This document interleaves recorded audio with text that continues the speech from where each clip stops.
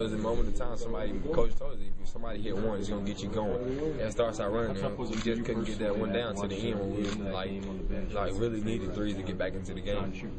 Did Missoula do anything different that you had seen on film, and he hadn't scored as much as that? No, we just didn't stop him in transition. We were leaving the ball because we was trying to stop their main key players like Butler running to the 3-4 line. We was trying to find him instead of stopping the ball.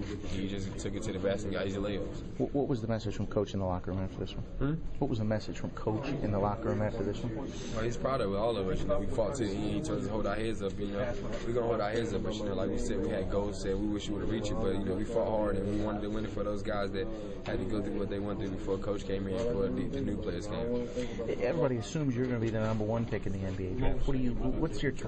What's that process like for you going through it? What kind of things will you do? What kind of things do you think about? I ain't thinking about none of that right now. I'm not looking forward to nothing. I'm looking about staying at University of Kentucky. I'm sad because we came up short, and that's all I'm thinking about. I'm not looking forward to the future or anything.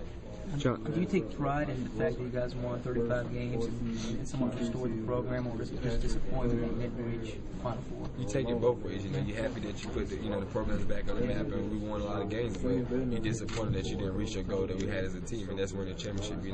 Like we said, we just came up short tonight. We couldn't make shots, and they did a great job of making shots, and they won 3-1 really bothered us. John, you guys won championships. You set individual and team records. What will you remember the most when you look back on this season? I won't remember no single records, no single breaking assists record, breaking points record, any of that.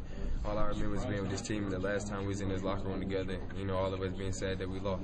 That's the key moment because, we wanted something special for this team, and we had a chance, but like I said, we came up short tonight, and they did a great job against us. Will it take a while for this to sink in, John? Sink in what, the loss? Nah, it's sink in already. All of us was in here crying. You see Ramon over there. He hasn't taken his jersey off yet. And, we wanted to win it for those guys that had to go through the struggle they went through before we came in. And you just came up short, and it's sad for all of us. Is it a feeling unlike any other you've had? Yeah, it's one of the worst feelings I've ever had. It's not like losing nobody in your family, but it's something close to it. We're all brothers. We all look out for each other, no matter what's off the court or on the court. So it's pretty tough. Thank you guys. What made Missoula just so tough tonight? Obviously, he was able to get to the rim quite a bit more than a lot of folks expected he would. He just pushed in transition. We were trying to get to the Butler guys and Ebanks guys, and we just left the ball. You're always supposed to stop ball first and then fire everybody else later. But we didn't stop the ball like we were supposed to. He was getting easy layups. With their threes in the first half,